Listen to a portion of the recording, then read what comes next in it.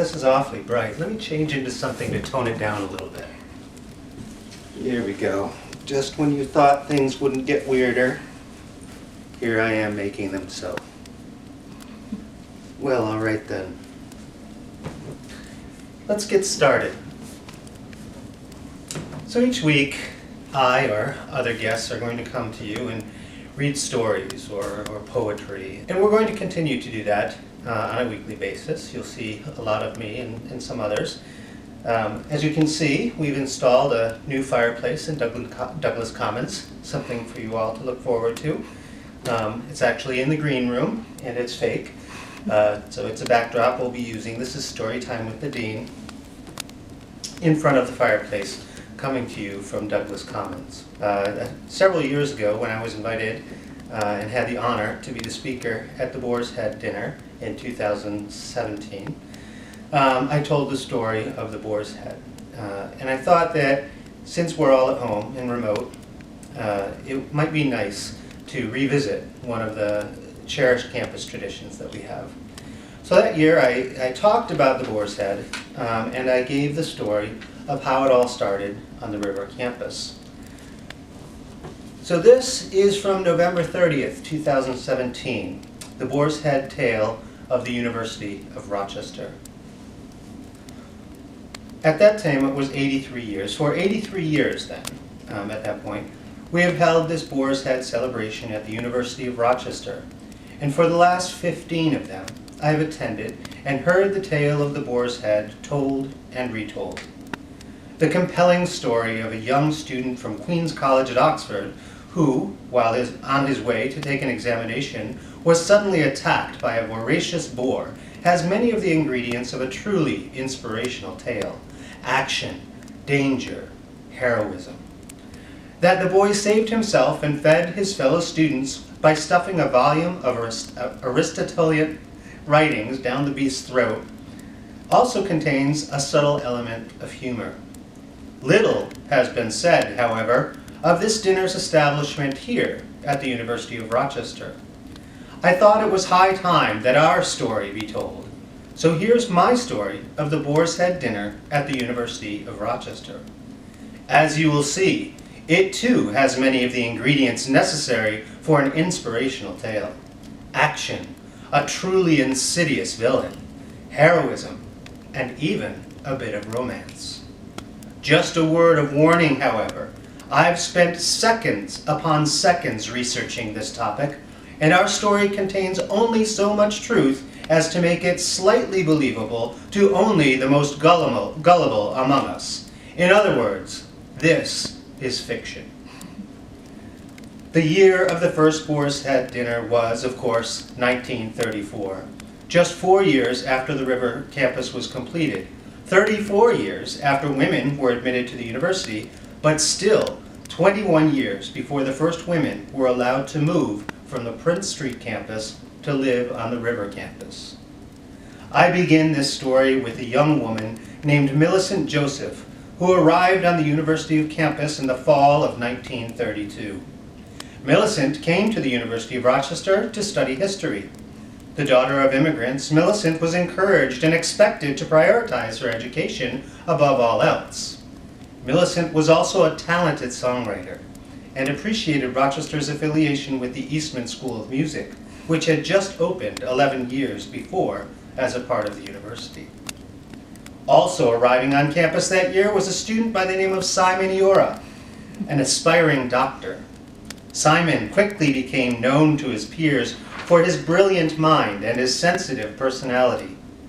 Although considered to be quite attractive, he was also socially awkward, and as a result, appeared to be somewhat shy. These are our story's protagonists, but what makes this story truly interesting is the tale's insidious villain. Who can truly know what causes a man to be as mean-spirited or as cold-hearted as the nasty scoundrel who served, and I use that term very loosely, as the Dean of Students at the time, a Mr. Montgomery Burns? I'd like to claim no lineage to this man, but alas, he was uncle to my father, making him my great-uncle, again, another term I use with great umbrage. Volumes can be written about the nefarious exploits of this man, but I will let it suffice to let you judge his behavior for yourselves in this one story. It was the spring semester of 1933. Quite by accident, while studying for a history test one afternoon, Millicent came across the tale of the young Oxford man and his feat of courage. She was inspired to propose that the university adopt the dinner, so off she went to the River campus to seek an appointment with Dean Burns to discuss the idea.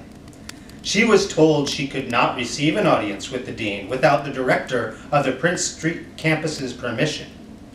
Millicent obtained permission to make an appointment and return.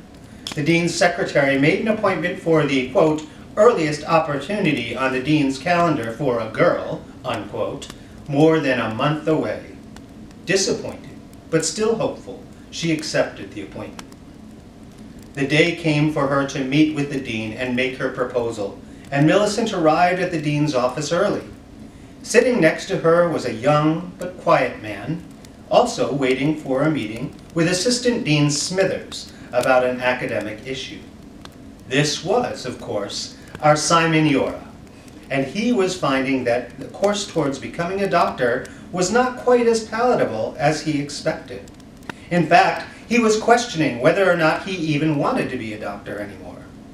On one occasion, one of his professors had said to him, "Mr. Yora, I dare say you'd make a better businessman than a doctor." To which Simon replied, "But my dear professor, how could one ever possibly think to sell healthcare as a commodity?" At any rate, Simon, shy as he was, inquired of the young woman sitting next to him the reason for her appointment. She explained to Simon what she was about to propose. Simon, mesmerized by her passion and her self-assurance, immediately committed himself to do everything possible to support the idea. Shortly after their conversation, and a full 45 minutes after the scheduled time for the appointment, Millicent was called into the dean's office. Well, it took less than 5 minutes for Dean Burns to dismiss the idea, calling the event inappropriate and, quote, the frivolous folly of a female freshman, unquote. With that, the meeting was over. Others may have felt sad, discouraged, even embarrassed or ashamed. All Millicent felt, however, was anger. Face reddened and body erect, she stormed out of the office, almost knocking down poor Simon on his way in to see Assistant Dean Smithers. It was evident to Simon that the meeting did not go well. Later that night, he composed a letter to Millicent, pledging his continued support. She wrote back to thank him. This correspondence continued throughout the remainder of the semester and through the summer, so that by the time the fall semester of 1933 started, the two had created a plan to appeal to Dean Burns. The Great Depression, they argued, created a difficulty for all, and a dinner shared between the campuses could help, if only temporarily, relieve that strain. Besides, students on both campuses were in favor of such an event. Dean Burns' short and blunt response was, "If both campuses wanted a 50% tuition reduction for themselves, shall I give it and still be a prudent administrator? These things cost money."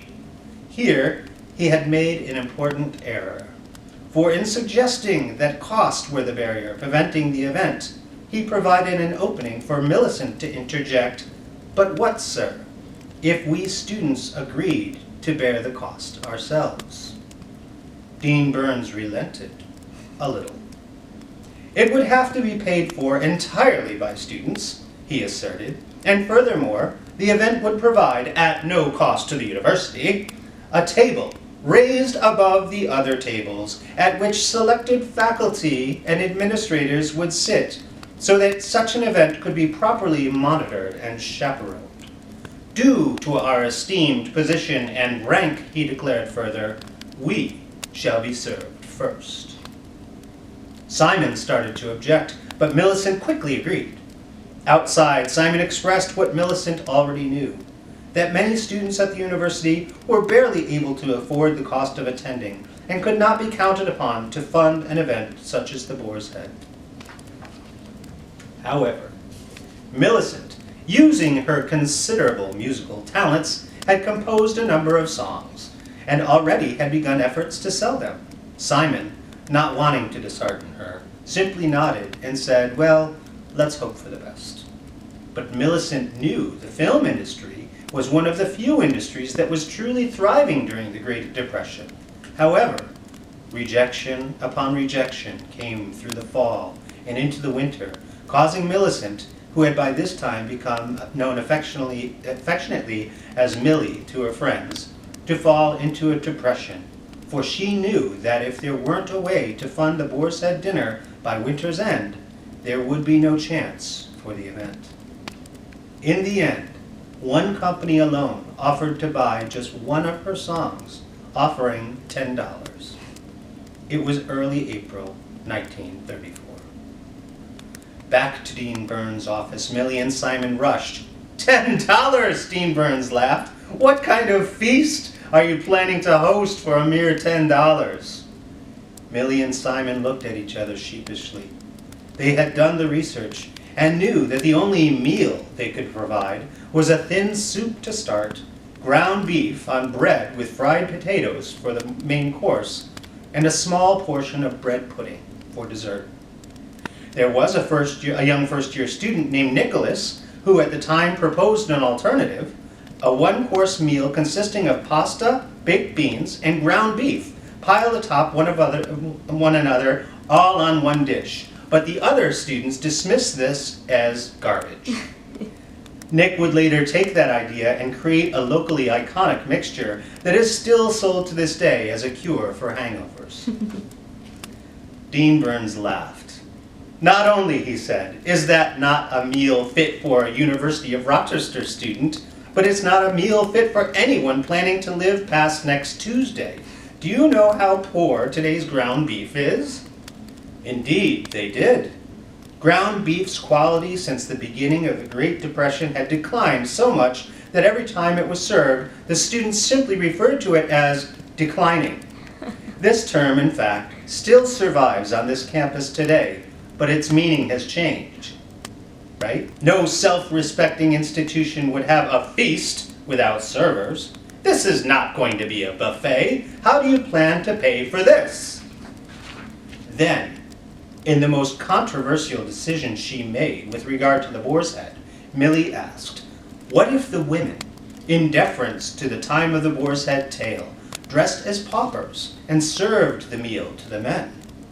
Simon's face changed from a look of defeat to astonishment. Dean Burns, however, displayed a sinister grin. This appealed directly to his predilections about the place of women as students in higher education. "Oh yes," he said, "under those circumstances I will allow it, except for the fact that the high table will not be served your ground beef slop. If you can meet these terms, you may have your event." Millie left the meeting undaunted. Simon left apprehensive. And Dean Burns had the look of a voracious boar that was licking its chops after a tasty kill. At Prince Street, most women were outraged. "How dare you undermine us like that?" they asked Millie. Millie tried to convince them that this provided a foot in the door. In the end, though, she was able to convince only 5 women, herself included, to serve 50 men. On the river campus, there was widespread scorn and ridicule, and the event became the subject of many jokes. Simon despised the idea of women from the Prince Street campus serving the men of the river campus. So many men were now interested in the event as a spectacle that it was clear that the event would easily reach capacity within hours once tickets became available. Simon saw that the event, and especially Millie, could, and probably would, become a laughingstock. At least 9 other men expressed similar feelings and were embarrassed by the behavior of their fellow male students. "We quiet 10, Simon vowed, must get tickets." Upon their return to campus after the summer, Millie and Simon set about to the task of organizing the dinner. Thursday, October 18th would be the date. 2 weeks before the date, Millie received a memorandum from Dean Burns. Per the matter of the $2.50 rental fee to cover the use of Todd's Student Union, I am inquiring as to how we may expect payment. We require payment of this fee 1 week in advance, and so shall expect it by October 11th. Thank you. This fee, of course, had never been mentioned. At once, Millie went to the river campus and to Dean Burns' office, demanding to see him. Politely, his secretary reminded her that, in order to get an audience with the dean, she would need permission from the director of the Prince Street campus. But last time, she protested, that took over a month. I'm sorry, dear, said the secretary. Perhaps it's best if you just cancel the event. Dean Burns had sunk to a new level of depravity. Oh goodness, it sounds weird saying that myself. Simon was similarly outraged, but convinced Millie to postpone, not to cancel, the event. The number of men on the river campus wanting to attend the event now had reached almost 200. Fewer than 1 out of every 3 could attend. And he had still not figured out a way to ensure that his 10 men of virtue could be guaranteed tickets. The event was thus postponed until Tuesday, December 4th. Millie returned to the Prince Street campus with the news. One of her fellow classmates derided her, asking, "Have you now suffered enough humiliation for us all?" Several others, however, came to her defense. We may disagree with her tactics, but she has persisted against that scoundrel, Dean Burns, in her attempts to see this through, which is more than we can say for most of us. Yes, agreed another student. She was warned. She was given an explanation. Nevertheless, she persisted. Little more than a week later, a message from Simon indicated that 10 men from the river campus had offered to donate 1 nickel each if they could gain priority from the list of men. Within hours, Simon had to turn men away, for he had the $2.50 necessary to pay the fee. The event was back on, and a secret plan began to form in Millie's head. On Tuesday, December 4th, 1934, the very first Boar's Head dinner at the University of Rochester took place in Todd's Student Union. That part alone is true. Out came Millie and the Prince Street women. Amid much raucous laughter and mockery, they sang their song and served the soup. Dean Burns could be seen smiling superciliously from atop his raised table. After Millie sang the very song she had sold to the film company, the jeering resumed, less loud, less boisterous, as if the men had grown tired or perhaps even ashamed of their own behavior. Whatever the reason, by the time the women appeared to sing for the 3rd time before dessert, Simon put Millie's secret plan into action. As quickly as the 5 servers came out, 10 men sprang from their seats to take the serving platters from the women and insist that they sit so that they, this time, were served. There were both cries of outrage and cries of cheer from the other men as the women were taken to their seats by half of the men, while the other half stood there ready to sing and serve. As soon as the women were seated, the men began to sing, but were interrupted by a booming voice. "This shall not happen! Not here, not now, not any time. Stop this at once and return to your seats or risk separation from this institution." It was, of course, the voice of Dean Burns, who had stood and bellowed in his loudest, most arrogant voice. Assistant Dean Smithers was at his side, ready to do his bidding. 4 faculty members and 1 member of the administration stood behind him, and again he demanded, "You will take your seats." "We will not, sir," the men replied. "Then you shall be expelled," Suddenly, from behind him, someone spoke. "Then take their seats they shall, sir." It was one of the faculty members, who, as he spoke, walked down from the platform and took a serving tray from one of the students. He was followed by the other faculty members and the one administrator, leaving Dean Burns and Assistant Dean Smithers at the high table alone. An eerie quiet overtook the room as this was happening. The faculty member who spoke turned toward Millie. "Miss Joseph, we'd be interested to hear what you have to say of this." Millie, surprised at having been recognized at all, much less asked to speak, had devised the plan with the 10 men, but didn't know that Simon had tipped off the faculty and staff at the high table. Truly, not knowing what else to say, she recounted the tale of the boar's head, explained that her idea was simply to come together to celebrate a meal and a fine story, and to enjoy one another's company. Ever since, and to this day, the story of the boar's head is recounted. Quietly, dessert was served.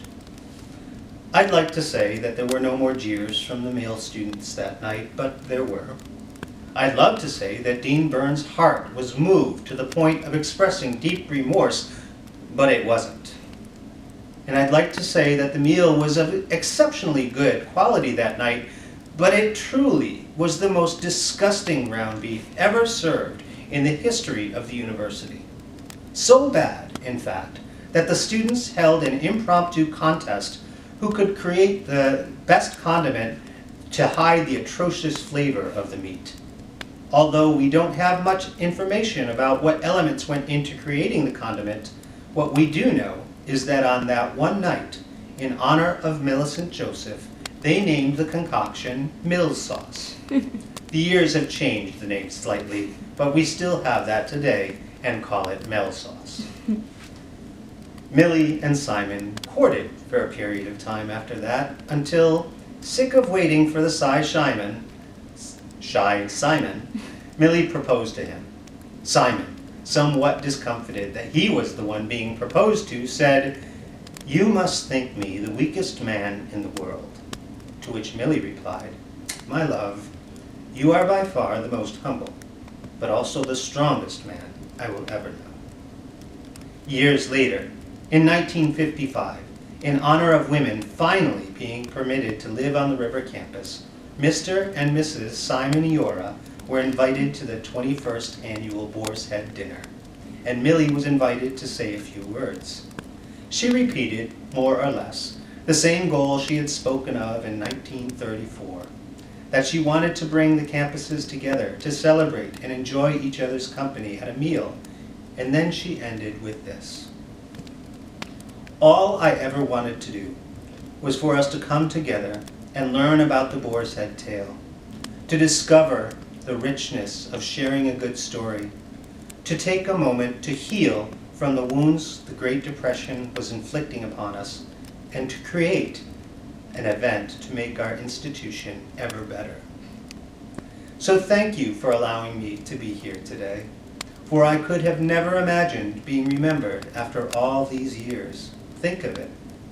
Just me, little Mrs., and here she glanced lovingly at Simon, Mrs. Millie Iora. And that, my friends, is the tale of the University of Rochester's first Boar's Head dinner.